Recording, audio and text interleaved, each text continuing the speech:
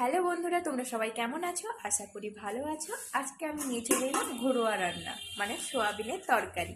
তাই পুরো ভিডিওটা দেখতে থাকো। এখন আমি কড়াইতে তেল দিয়ে দিয়েছি, এবার আলুগুলো ভেজে নেব।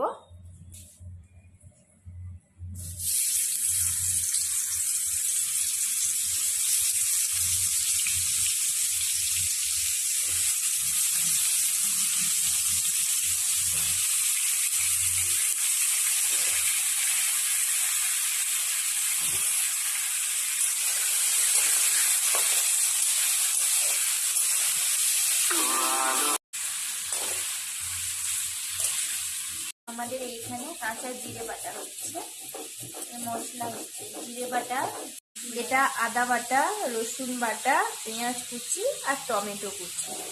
এখানে সোয়াবিন আছে, সোয়াবিনগুলো ভেজে নেব। আমাদের জিরে বাটা হয়ে গেছে, এই মশলাগুলো আমরা ব্যবহার করব। এখন আলু ভাজা হয়ে গেছে, সবগুলো তুলে নেব।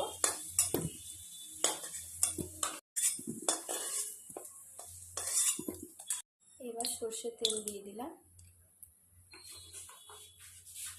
তেলটা গরম হোক, দিলে সোয়াবিনটা ভাজবো। এবার তেলে সোয়াবিনটা দিয়ে দেব।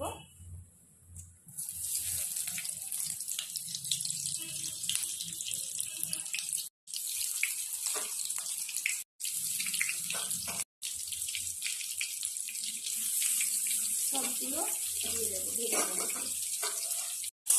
মানে খেতাম ছোটবেলাতে,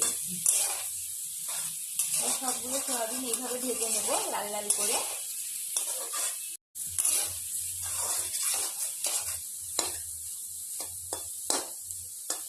সোয়াবিন ভাজাটা হয়ে গেছে, এবার নামিয়ে নেব।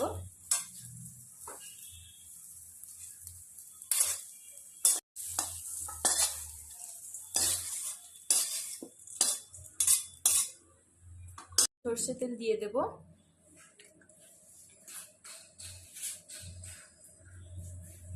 তেজপাতা দিয়ে দিলাম, দুটো তেজপাতা দিয়ে দিয়েছি। গোটা জিরে দেব,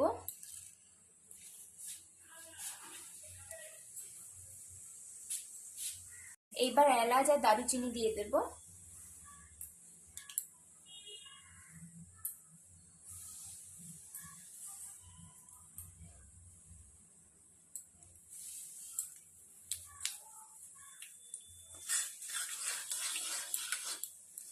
আর পেঁয়াজ কুচি দেব।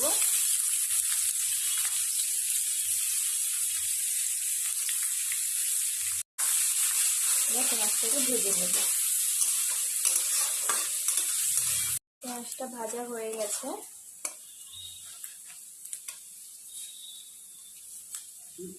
এইবার দেব রসুন বাটা।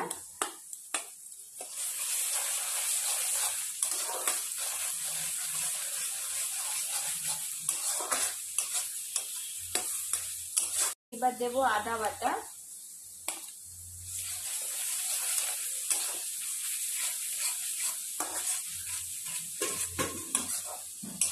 দারুণ সেন্ট উঠেছে, ও বাবা। হ্যাঁ, এখনো কিছুই মশলা পড়লো না, কিন্তু দেখো এই তিনটে মশলাতে আর না মশলা এখন নুন আর দিয়ে বাকি। এইবার দিয়ে দেবো জিরে বাটা।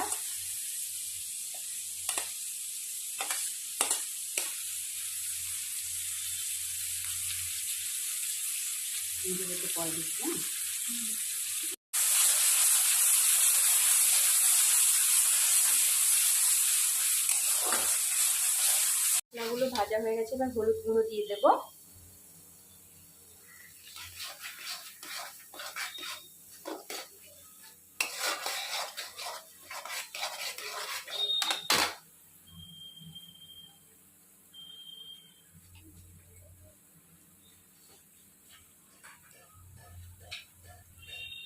এবার লঙ্কা গুঁড়ো দিয়ে দেবো। এক চামচ দিলাম। হ্যাঁ, একটু দেবো। ঝাল কেমন হয় এই লঙ্কা গুঁড়ো? জানি না, আমি এক চামচ আর একটু দিই। আর এক চামচ দিয়ে দাও, ঝাল হবে না, প্যাকেট ঝাল তো। ঠিক আছে, দু চামচ দিলাম।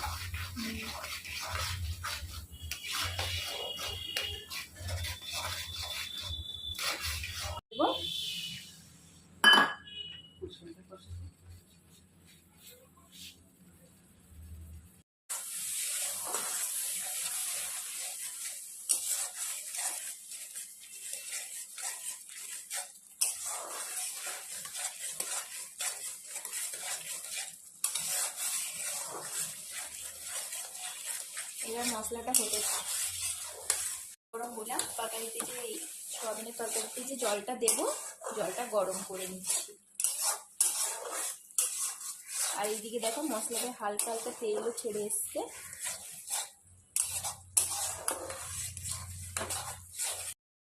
টমেটো দিলাম,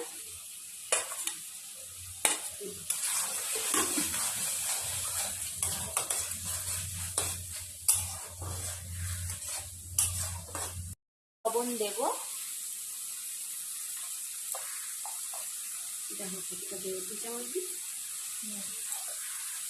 তারপর লাগলে তখন দেবো। থাক থাক।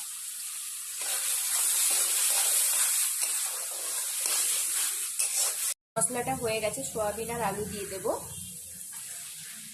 এবার মশলার সঙ্গে কষিয়ে নেব।